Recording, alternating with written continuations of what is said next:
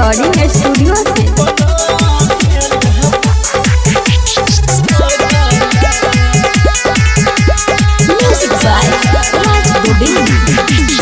रही हम माई के भगला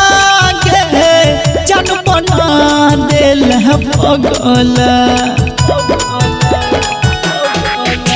गे रही हम माई के भगला गे जन बना दिल पगल कहना कौन है गे कहना कौन गे कहना कौन जन्म के लेला बदला गे जन बना दिल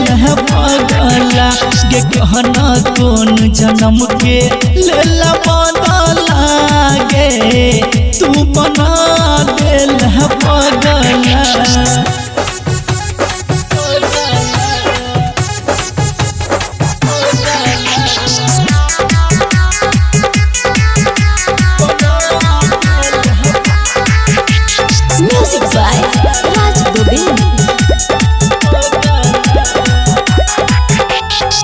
कलही केहन प्यार जिंदगी भेल बेकार गे देख के हमर हाल के हंसैया संसार गे कलही केहन प्यार जिंदगी भेल बेकार गे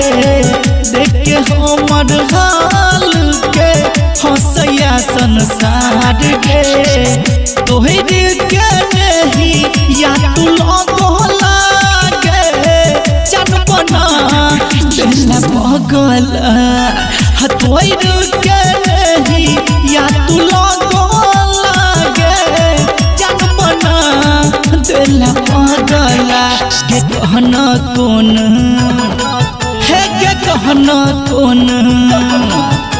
गे कहना कौन जन्म के लेला बदला गे जन बना दिल पगला गे कहना कौन जन्म के लेला बदला गे जन बना दिल पगला।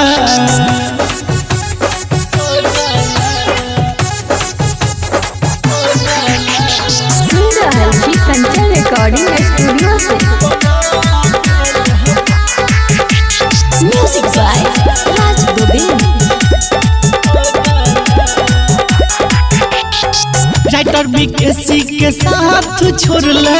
केहन तुम गोर पर घर दुआर छोड़ के अपन भटकै छै गे रोड पर